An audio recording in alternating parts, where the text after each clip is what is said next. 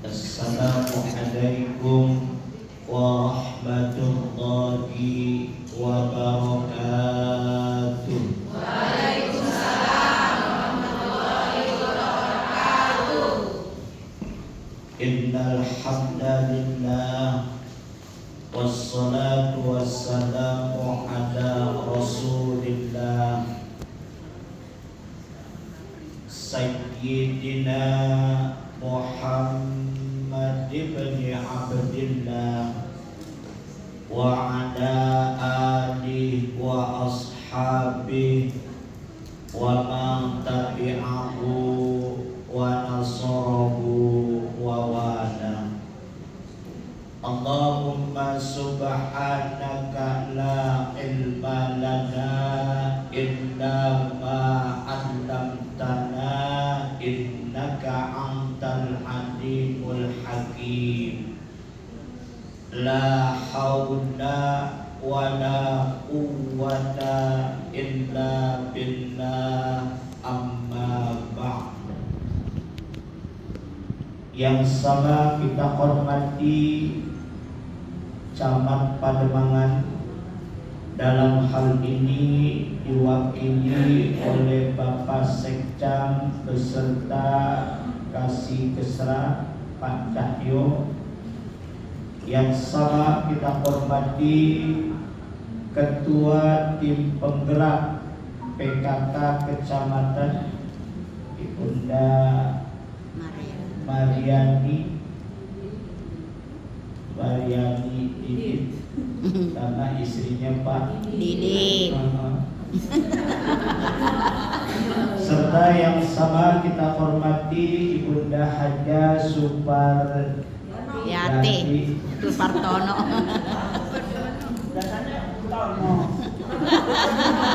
Karena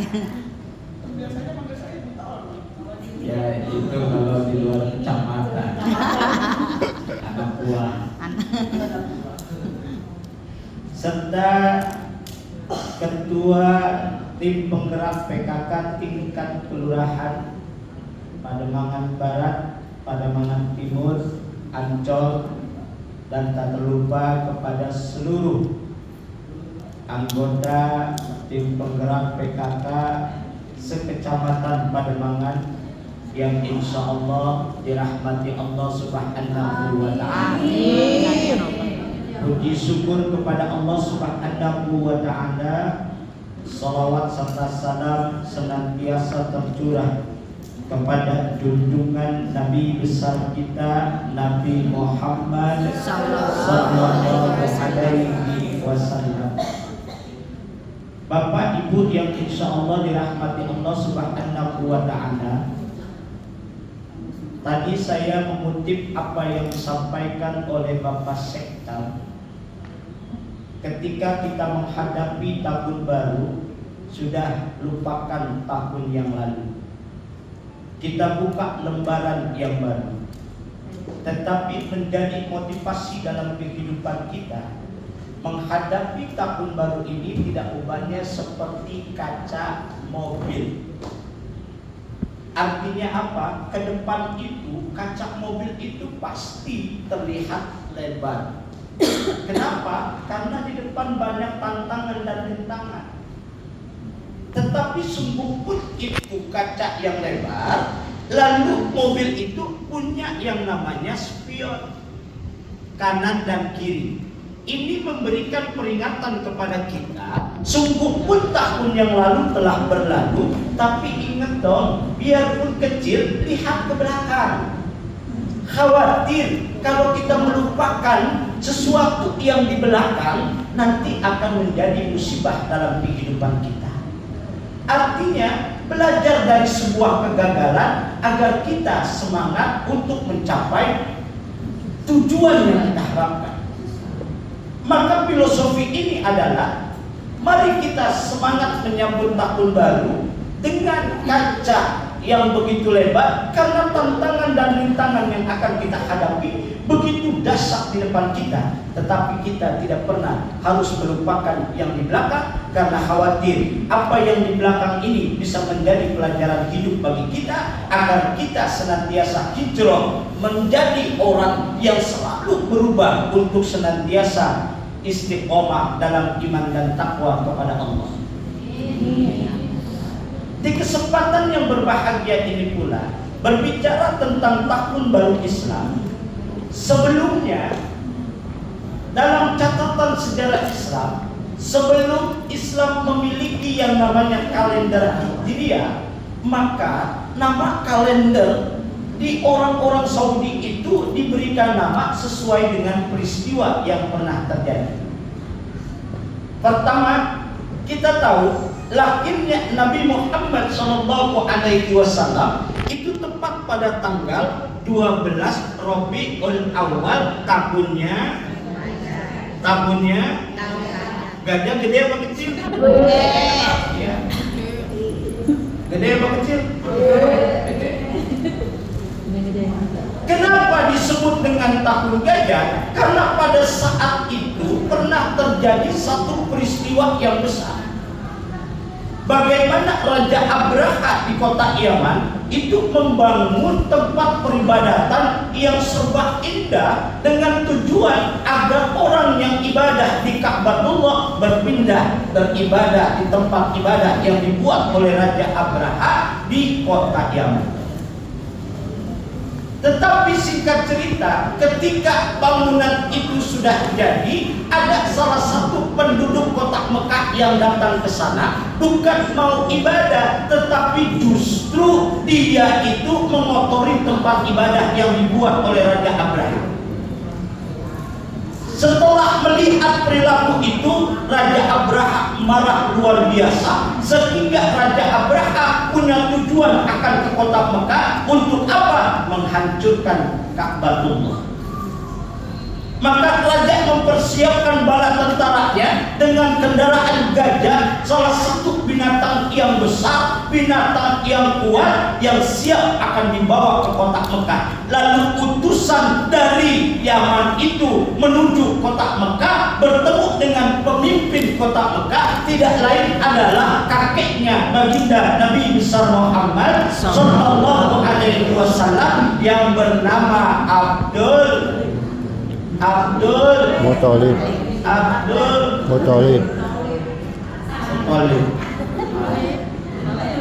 Itu adalah kakeknya Rasulullah SAW yang menjadi pemimpin kota Mekah. Apa kata utusan Raja Abraha? Wahai Tuan Abdul Muthalib, saya diutus oleh Raja Abraha untuk menyampaikan bahwa Raja Abraha akan ke kota Mekah dengan tujuan ingin menghancurkan Ka'bah. Beliau berpesan, beliau tidak akan berperang dengan orang-orang yang ada di kota Mekah, akan tetapi beliau bertujuan untuk menghancurkan Ka'bah. Tapi jika ada penduduk kota Mekah yang menghalangi tujuan beliau, maka akan berhadapan dengan pasukan Raja Abraha. Apa kata kakek Nabi? Wahai Tuan, sampaikan kepada raja Anda, Ka'bah adalah rumahnya Allah. Kalau Allah punya mau rumahnya hancur, maka Ka'bah akan hancur. Tapi kalau Allah punya mau rumahnya tidak hancur, pasti ada peristiwa yang akan terjadi. Akhirnya benar, Raja Abraha dengan bala tentaranya datang ke kota Mekah. Ketika mendekati Ka'batullah, bi'idznillah, maka saat itu pula wa arsala alaihim khairan. Allah utus burung yang berbondong-bondong, membawa apa? Kerikil yang panas luar biasa. Masing-masing burung itu memegang 3 kerikil, kaki kanan satu, kaki kiri satu, di paruhnya satu. Ketika persis di bawahnya Raja Abraha dan bala tentaranya, tarmihim bihijaratin, maka itu dijatuhkan yang namanya batu-batu kecil itu yang panas luar biasa, sehingga itu batu masuk dari kepala ubun-ubunnya sampai ke dalam perutnya Raja Abraha dan bala tentaranya, lalu di dalam perutnya meledak itu batunya. Faja'alahum ka'asfin ma'kul. Maka mereka tidak ubahnya bagaikan dedaunan yang dimakan oleh ular. Artinya apa? Ini memberikan satu pelajaran hidup bagi kita. Raja Abraha adalah raja yang gagah perkasa. prajuritnya sudah teruji dengan keahliannya dalam berperang. Kendaraannya binatang yang paling besar di dunia, dalam hal ini adalah gajah, besar dan kuat. Tapi kalau manusia sungguh pun sebagai seorang raja merasa gagah perkasa, walaupun prajuritnya kuat luar biasa, lalu kendaraannya pun besar dan kuat luar biasa, ingat bahwa ada raja di atas raja. Raja Abraham tetap adalah makhluk, gajah tetap adalah makhluk, para prajurit tetap adalah makhluk. Kalau dia menyadari makhluk, la haula illa billahil aliyyil, tidak ada daya dan upaya melainkan kekuatan yang Allah berikan kepada kita. Betul tidak? Yang namanya ibu-ibu sehebat apapun berdandan dengan cantiknya, tapi kalau bertambah usia, mohon maaf 70 tahun, insya Allah itu yang kencang dari keriput. Betul nggak? Makanya mohon maaf wahai para artis yang bangga dengan menjadi bintang iklan yang kosmetik, mohon maaf kemakan usia Anda akan tidak terpakai oleh kosmetik. Mungkin Anda bisa jadi bintang iklan, tapi bukan kosmetik, tapi produk kulit. Betul tidak? Artinya jangan ada kesombongan dalam kehidupan, karena kita makhluk la haula illa billahil aliyyil. Maka dengan para gajah-gajah yang besar itu yang datang ke kota Mekah, maka peristiwa yang dahsyat itu akhirnya dikenal menjadi nama kalender yang disebut dengan tahun. Karena Raja Abraham dan bala tentaranya naik. Coba kalau naik kebo. Nah, kenapa tuh? Kalau naik odong-odong, kayaknya kagak wibawa banget. Nabi lahir 12 Rabiul Awal tahunnya tahun odong-odong. Betul tidak? Kagak wibawa. Itu satu. Lalu yang kedua, pernah terjadi disebut dengan tahun adzan. Kenapa disebut dengan tahun adzan? Karena pada saat itu disyariatkan adzan menjadi panggilan untuk melaksanakan ibadah sholat kepada orang-orang Islam. Awalnya Nabi musyawarah sama sahabat, apa ya sesuatu yang bisa memanggil saudara kita untuk sholat. Kata yang satu, bagaimana kalau pakai trompet? Jangan, itu mah Yahudi. Bagaimana kalau pakai lonceng? Jangan, lonceng mah Nasrani. Tetapi pada saat itu rapat, diambil sebuah kesimpulan oleh Nabi menggunakan lonceng. Pulang para sahabat, salah satunya ada sahabat yang namanya Abdullah bin Zaid. Abdullah bin Zaid dalam perjalanan pulang, dia berpikir, kayaknya saya nggak cocok dengan lonceng. Kenapa? Karena lonceng itu adalah milik orang Nasrani. Singkat cerita, sahabat ini tertidur lalu dia bermimpi. Mimpinya ada orang yang membawa lonceng diberhentikan karena ia ingin beli loncengnya. Kata yang bawa lonceng, untuk apa? Untuk memanggil orang sholat. Lalu kata yang bawa lonceng, boleh silakan, tapi maukah aku ajarkan bagaimana memanggil orang-orang Islam untuk melaksanakan sholat? Boleh. Akhirnya diajarkan kalimat adzan. Mulai dari Allahu Akbar, asyhadu anna sampai la ilaha. Singkat cerita, adzan diajarkan, iqamah diajarkan dalam mimpi, maka bangun dari tidurnya sahabat Nabi Abdullah bin Zaid bergegas ke rumah Rasulullah seraya berkata, ya Rasulullah, semalam aku mimpi ya Rasulullah. Apa mimpimu? Ternyata aku diajarkan bagaimana untuk memanggil saudara kita untuk melaksanakan ibadah sholat dengan adzan, lalu mendirikan sholat dengan iqamah. Ini kami mati ya Rasulullah. Apa kata Nabi? Mimpi yang engkau alami adalah mimpi yang datangnya dari Allah, adalah sebuah kebenaran. Ajarkan kepada Bilal bin Rabah. Maka diajarkan kepada Bilal bin Rabah, lalu Bilal bin Rabah di waktu sholat dia memandangkan adzan, didengar seluruhnya, yang kemudian pada saat itu para sahabat yang rapat pun mendengar seraya berkata, apa yang dikumandangkan oleh Bilal bin Rabah itu adalah apa yang diajarkan olehku dalam mimpi. Ternyata semua sahabat yang pada saat itu musyawarah mendapatkan mimpi yang sama. Larilah Sayyidina Umar itu kepada Rasulullah, ya Rasulullah, apa yang dikumandangkan oleh Bilal bin Rabah seperti apa yang aku alami dalam mimpi. Apa jawabnya Nabi? Mimpi yang engkau alami adalah mimpi yang benar. Maka saat itulah disyariatkannya adzan untuk memanggil orang untuk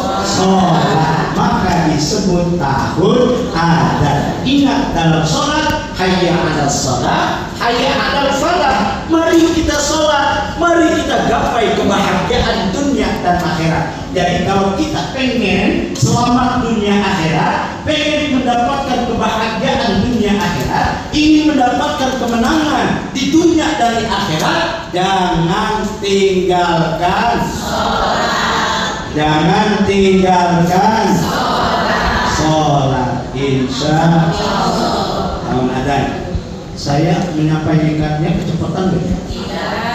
Bisa dipahami ya? Tidak, masalahnya saya lihat di ibu pada ngomong, takutnya nggak ngerti.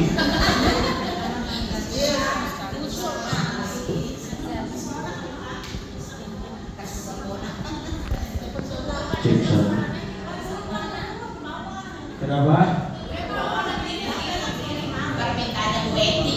Oh, romannya baru penasaran banget. Udah di atas saja lah, biar bagian bawah ini kelihatan. Ya, tahun. Yang ketiga, ada juga disebut dengan tahun wada. Yang dimaksud dengan tahun wada adalah haji terakhirnya Rasulullah Shallallahu Alaihi Wasallam. Ibu-ibu perlu diingat bahwa Nabi dalam kehidupannya itu selama hidup sampai wafatnya hanya 4 kali beliau melaksanakan ibadah umroh, 1 kali beliau melaksanakan ibadah haji. Maka ketika usai melaksanakan ibadah haji, beliau itu akhiri dengan namanya tawaf wada. Maka setelah tawaf wada tidak lama kemudian Nabi meninggal dunia. Maka tahun itu disebut dengan tahun wada. Lalu apa hubungannya dengan tahun Hijriah? Kalau tahun Hijriah ini adalah ditetapkan oleh pada masa Khalifah Umar bin Khattab radhiyallahu anhu.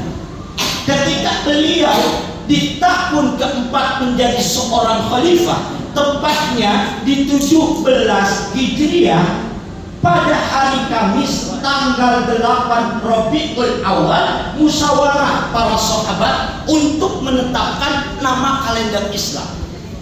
Maka diambil sebuah kesimpulan dari usul dan usul, yakni yang namanya tahun Hijriah. Kenapa diambil tahun Hijriah? Karena pada tahun Hijriah itulah mulai berkembangnya umat Islam seantero dunia. Nabi hijrah dari kota Mekah ke kota Madinah. Nah, maka ketika Nabi hijrah dari kota Mekah ke kota Madinah, Madinah itu memiliki 60 nama untuk kota Madinah. Salah satunya nama kota Madinah kita pernah dengar yang disebut dengan Yasrib. Betul tidak? Betul. Betul ya? Yasrib. Tapi ternyata Yasrib itu sebelum Nabi dan para sahabat datang ke kota Yasrib, ternyata kota Yasrib itu dikenal sebagai kota yang di dalamnya terdapat penyakit yang menular yang disebut dengan penyakit panas yang tinggi. Siapapun orang yang masuk ke kota Yasrib, maka dia keluar akan menderita penyakit yang tinggi.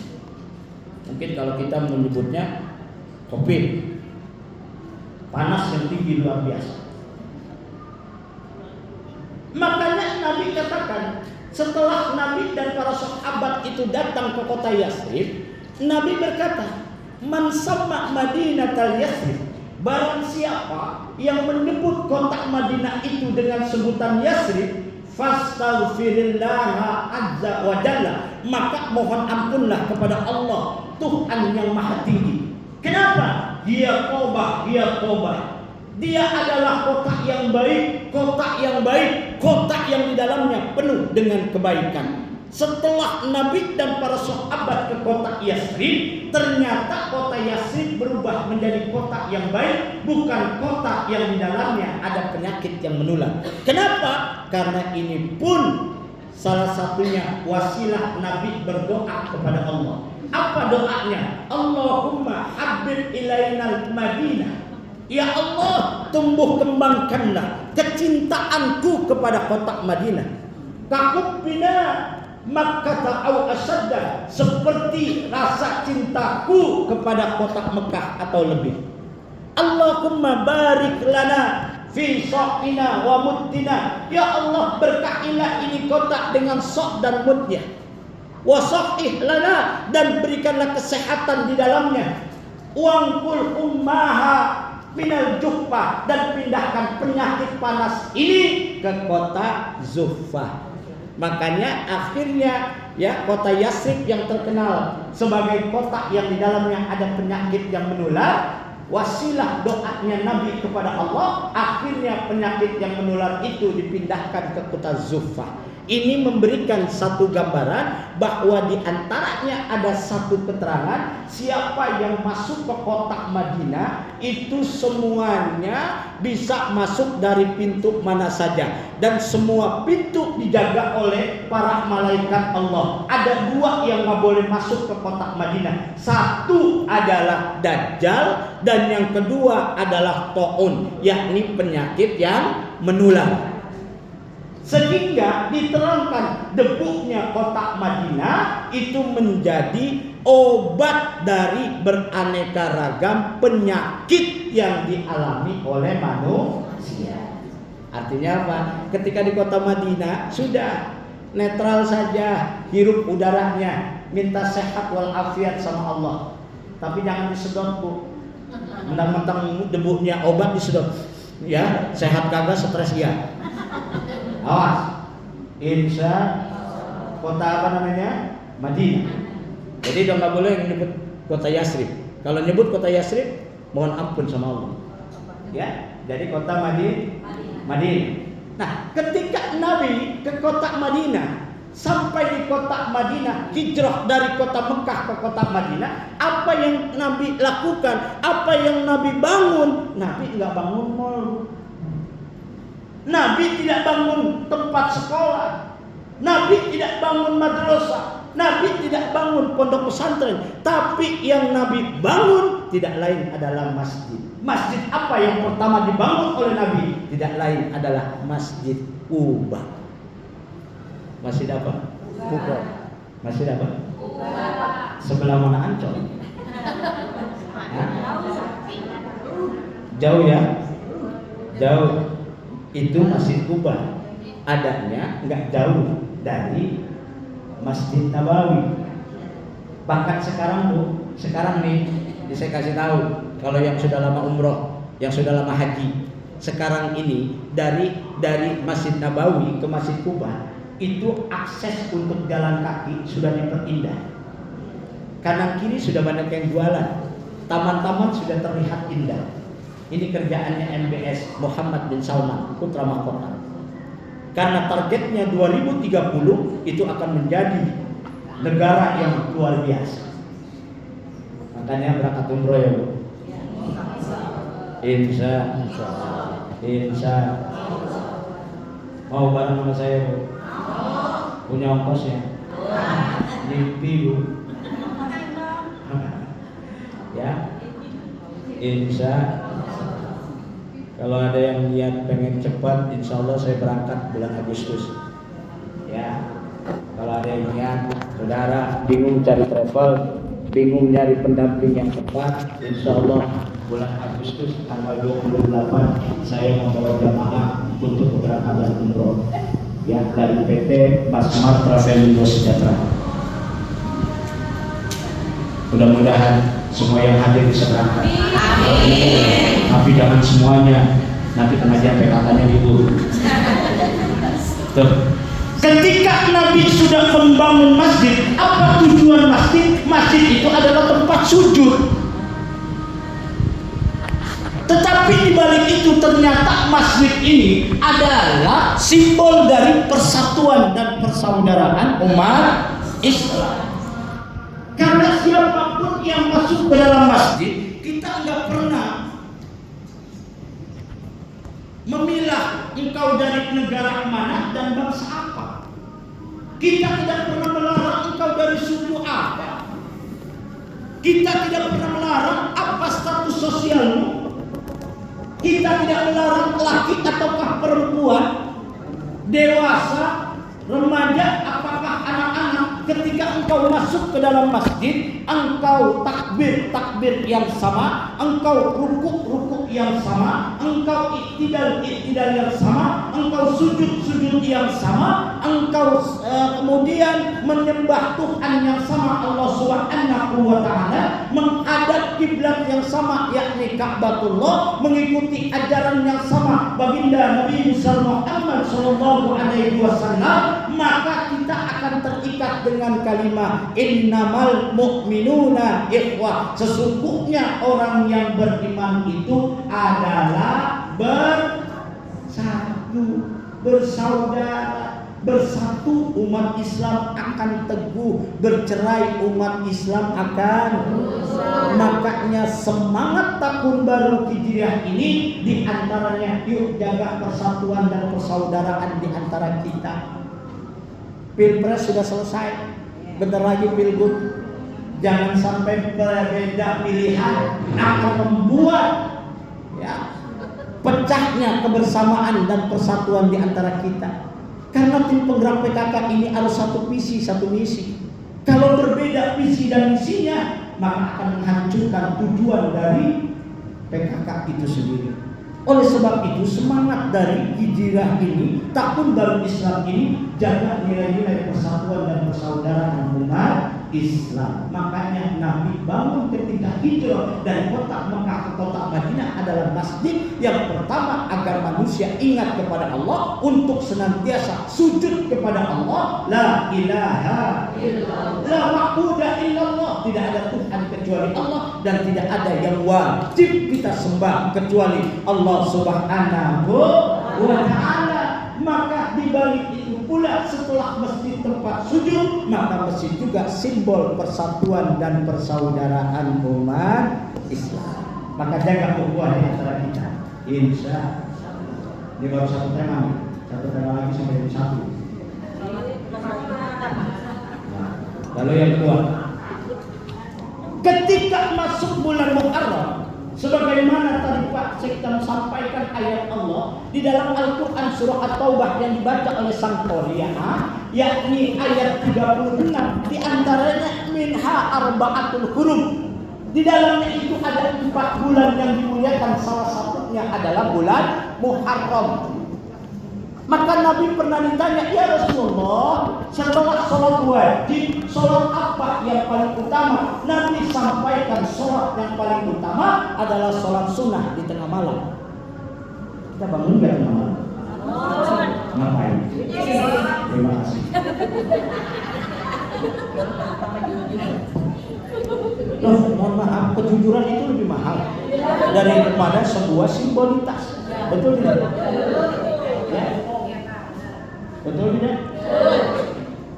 Kita kadang-kadang lebih takut sama air kecil daripada sama Allah. Satu. Lalu yang kedua, ya Rasulullah, puasa mana setelah Ramadan yang paling utama? Maka Nabi jawab, puasa yang paling utama setelah Ramadan adalah puasa di bulan Muharram. Nah, di bulan Muharram Ibu, ini kan ada satu hari yang mulia. Ini saya nggak ceramah, cuma mengutip apa yang disampaikan Pak Sektan aja. Ya, ini saya berpikir Pak Sektan nanti kalau pensiun bisa jadi khotib. Apa kata beliau? Yakni ada satu hari yang mulia yang disebut dengan hari Asyura. Nabi bersabda, Asyura yaumul asir. Yang disebut dengan hari Asyura adalah hari yang ke-10. Makanya Nabi ketika datang ke kota Madinah, lalu Nabi lihat pemandangan yang aneh.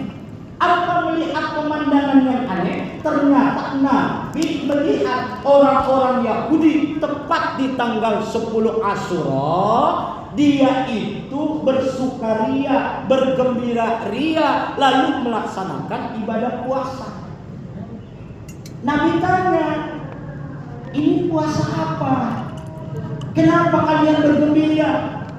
Lalu Nabi jawab, mohon maaf, orang Yahudi ini menjawab, aku bergembira, aku melaksanakan ibadah puasa karena hari ini adalah hari Asyura.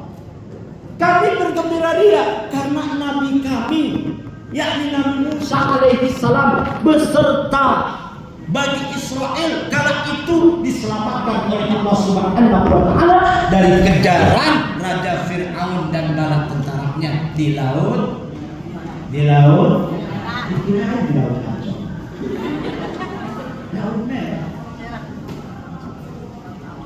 Jadi mereka bahagia dengan penyelamatan yang Allah berikan kepada nabinya, yang pada akhirnya mereka bahagia, mereka senang, lalu mereka pun berpuasa. Apa kata Nabi? Ana ahakku bi Musa minkum. Aku lebih berhak terhadap Nabi Allah Musa daripada kalian. Kenapa? Nabi Musa adalah nabi kami. Nabi Musa adalah sederajat dengan baginda Rasulullah Sallallahu Alaihi Wasallam karena sama-sama seorang nabi. Maka Nabi perintahkan kepada sahabat, puasalah engkau di bulan Asyura.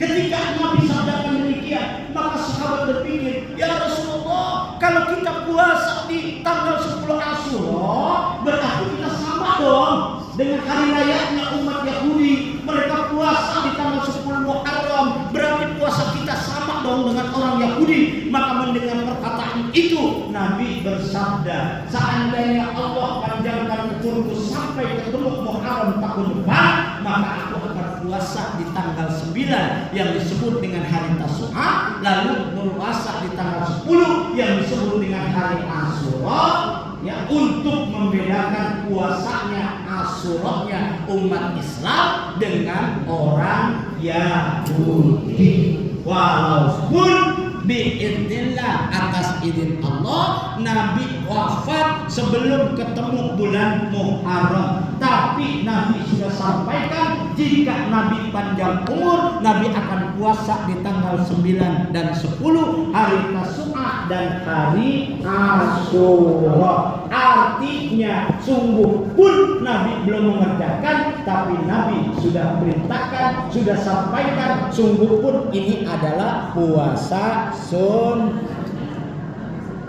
boleh nggak kalau kita tidak mengerjakan? Boleh. Boleh, karena Sunnah. Makanya kata Nabi, kalau ketemu Asyura puasa kamu. Kalau kamu nggak mau puasa, udah buka aja. Artinya apa? Tidak ada paksaan, karena itu adalah sunnah. Ya.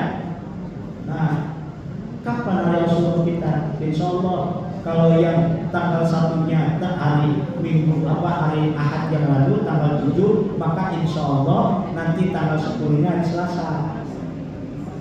Tapi kalau ada fatwa NU melalui Ruqyatul Hilalnya, NU DKI menyatakan itu tanggal 8, berarti puasanya hari Rabu. Tinggal keyakinan kita.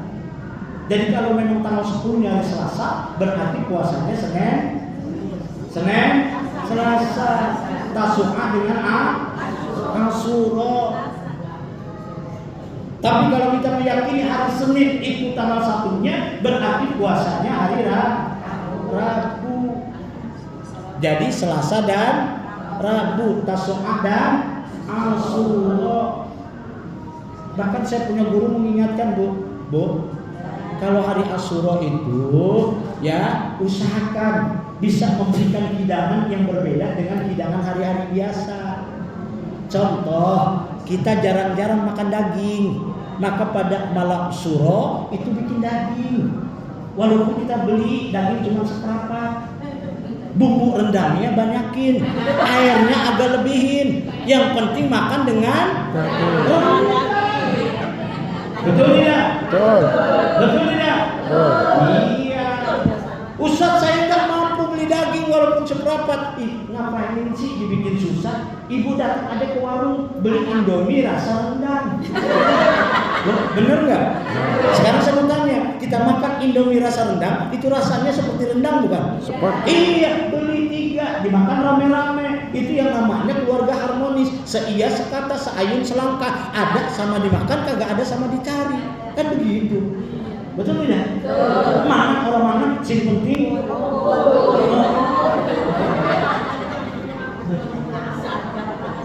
Insya. Nah itu harus yang berbeda. Jarang kita masak opor ayam, beli malam itu. Siapkan untuk suami tercinta, hidangkan untuk anak-anak tersayang. Insya. Artinya harus sedikit berbeda di malam Asyura ini. Berikan kebahagiaan. Agar apa? Senantiasa kita diberikan kebahagiaan oleh Allah Subhanahu. Nah, itu kan hari mulia, Bu. Bahkan diterangkan juga Summiya Asyura. Kenapa dikasih nama Asyura? Li'anna Allah akrama fihi jama'atan minal anbiya. Karena di hari Asyura itu Allah berikan kebahagiaan, Allah berikan keselamatan, bahkan Allah berikan ya yang namanya kemenangan untuk siapa? Untuk beberapa orang nabi. Makanya disitulah yang disebut dengan hari Asyura, hari yang mulia. Insya Allah. Nah, cuma tirani, Bu. Di hari Asyura juga ada sejarah Islam yang menyedihkan.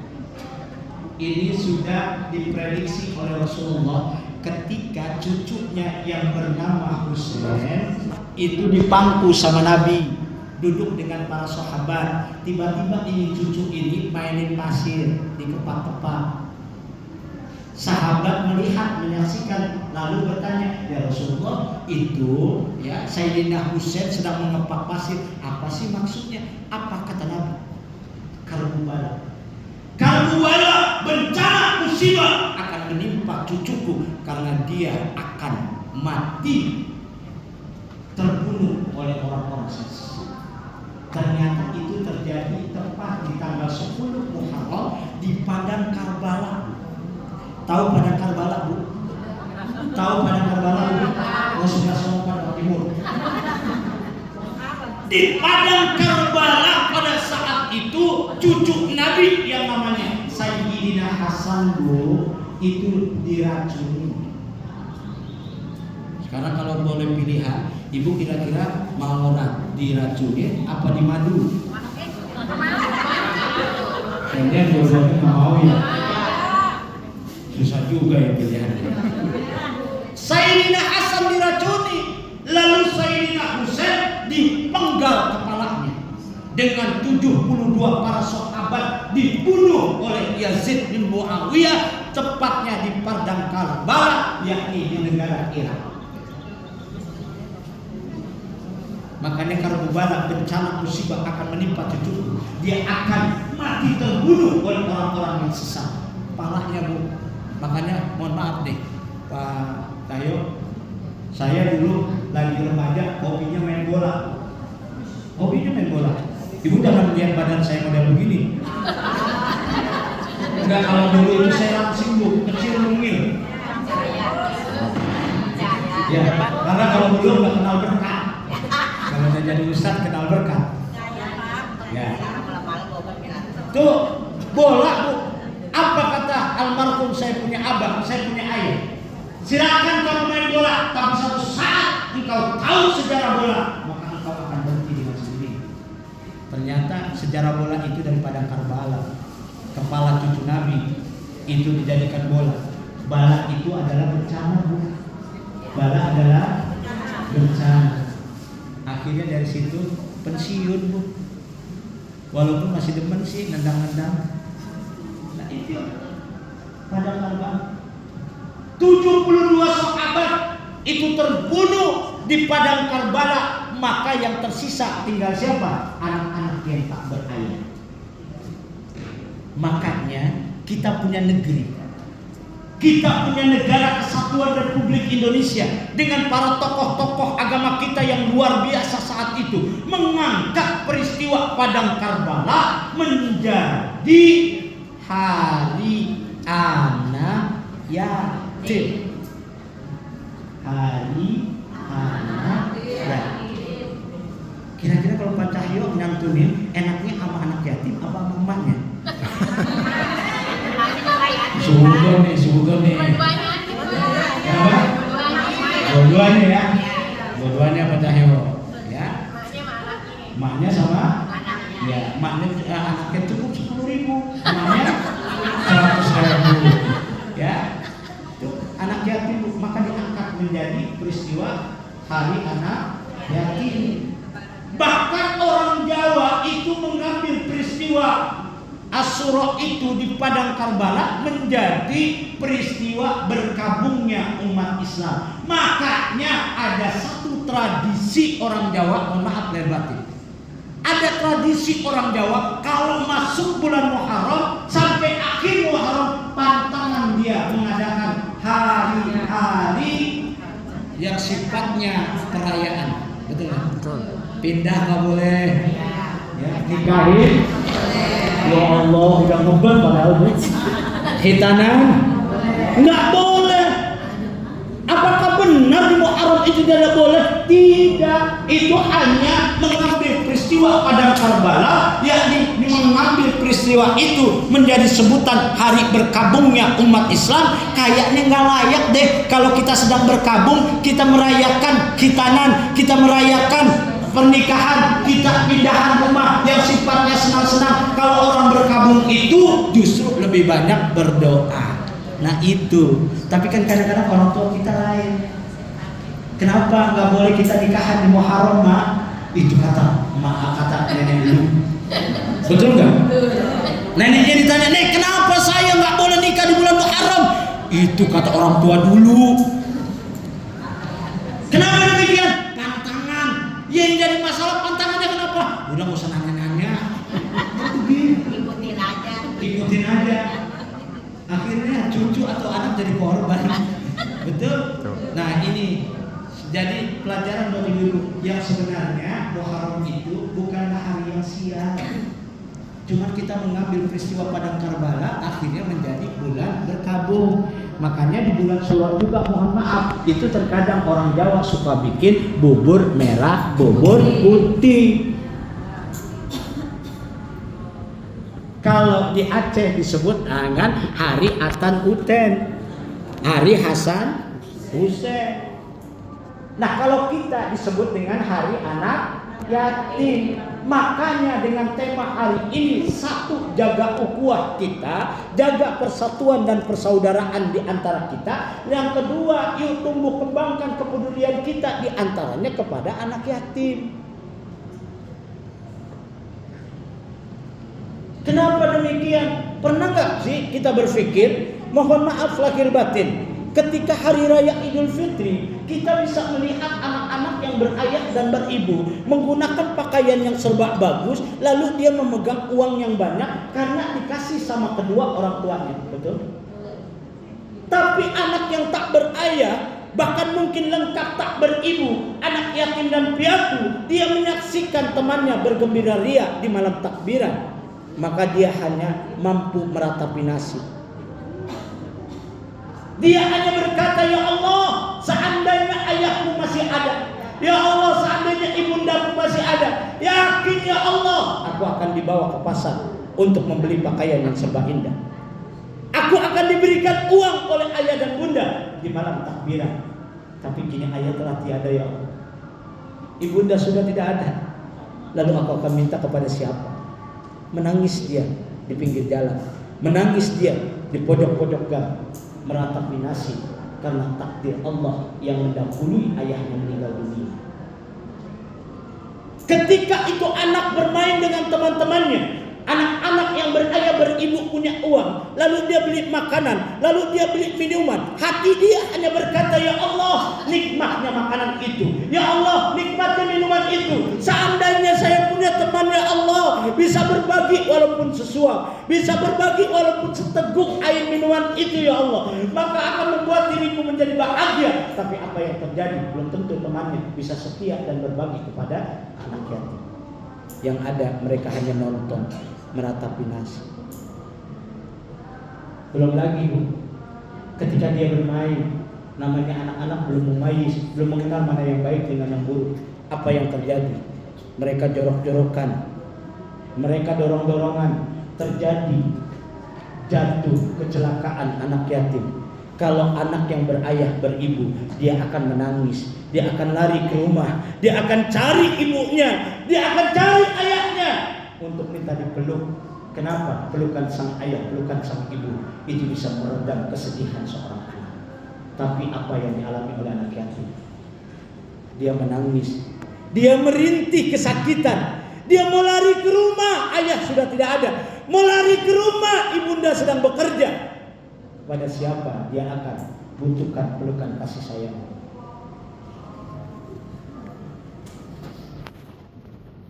Ini pada dia itu sahabat juga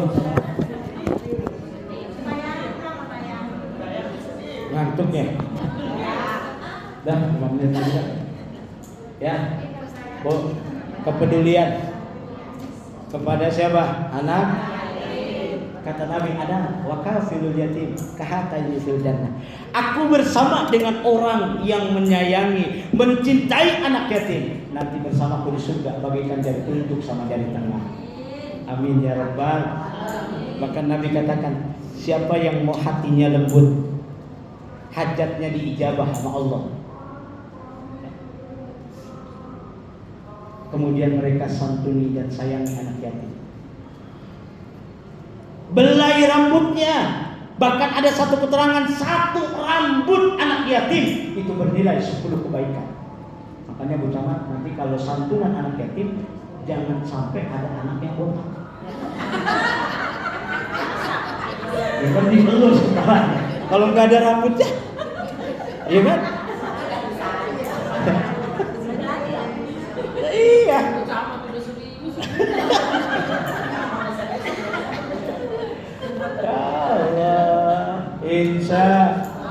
Insya tuh belai Bu, bacain doa minimal bismillahirrahmanirrahim, hasbunallahu wa ni'mal wakil, ataupun barakallahu fiik, semoga keberkahan Allah berikan kepadamu nak.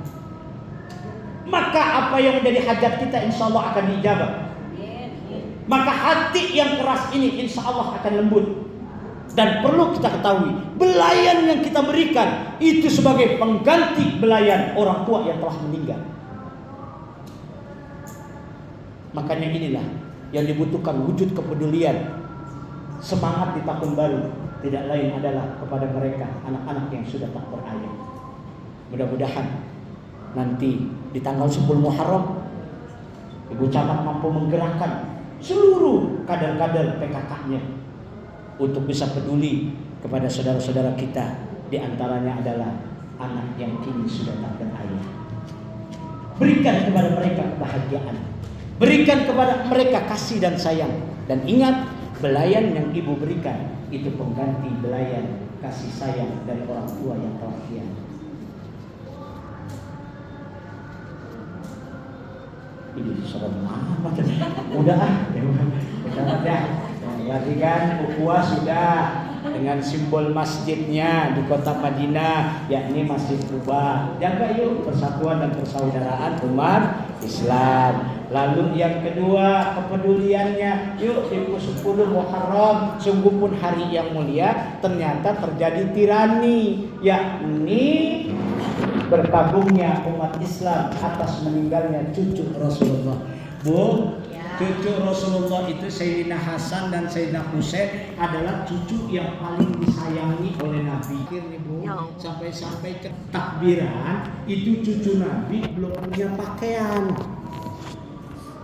Lalu kedua cucunya bicara dengan ibundanya, yakni Fatimah Zahra binti Rasul. Apa kata cucunya? Umi, aku lihat anak-anak di kota Madinah sudah didandani, sudah dihiasi oleh orang tuanya, menyambut takbiran nih. Lalu pakaianku mana? Pakaian kami mana? Ibunda Fatimah Zahra dalam hatinya sedih karena pada malam itu Ibunda Fatimah Zahra belum punya pakaian untuk anaknya karena belum mampu untuk membeli pakaian. Apa kata sang ibu? Wahai anak-anakku, tidurlah dulu karena pakaianmu masih ada di penjahit, belum diantarin. Padahal itu hanya memberikan apa? Semangat anaknya. Padahal belum ada pakaiannya. Tapi biidznillah, atas izin Allah, maka tiba-tiba ada yang mengetuk pintu lalu berkata, siapa di luar? Lalu dijawab, aku adalah penjahit. Mau apa? Aku ingin memberikan hadiah kepada kedua anakmu. Dibuka pintunya, diberikan pakaian lengkap dari atas sampai bawah, bahkan dengan sepatu-sepatunya, yang kemudian ini menjadi hadiah yang membuat bahagia Fatimah Zahra. Kemudian membangunkan kedua anaknya, lalu memandikan kedua anaknya, memakaikan pakaian, sehingga kedua anaknya dalam keadaan riang gembira. Tidak lama kemudian Nabi datang. Nabi melihat kedua cucunya dalam keadaan gembira, lalu Nabi tersenyum. Nabi hanya berkata, wahai anakku Fatimah, adakah orang yang datang tadi? Ada ayah. Siapa? Penjahit. Kamu lihat orang, lihat ayah. Apa yang beliau berikan? Dia kasih hadiah buat anak-anakku ayah, cucu ayah. Hasan Husain kini keluar bahagia bermain dengan teman-temannya. Apa kata Nabi? Fatimah, engkau perlu tahu bahwa yang datang itu bukan sembarang tukang jahit. Yang datang itu tidak lain adalah malaikat Ridwan, penjaga pintu surganya Allah, yang datang memberikan hadiah untuk anak-anakmu, cucu-cucuku. Sebab engkau perlu tahu wahai Fatimah, bahwa jika cucu-cucuku dalam keadaan sedih, maka seluruh penghuni langit, dalam hal ini malaikatnya Allah, pun ikut bersedih. Tetapi jika kedua cucuku ini dalam keadaan bahagia, maka dua malaikat penghuni malaikat ini atau penghuni langit ini pun akan ikut bahagia. Tuh cucunya Nabi. Udahlah kepada kejar dan ngantuk sama berbagai. Kenapa? Ya, sudahlah, ntar kapan waktu diundang lagi. Wassalamualaikum warahmatullahi wabarakatuh.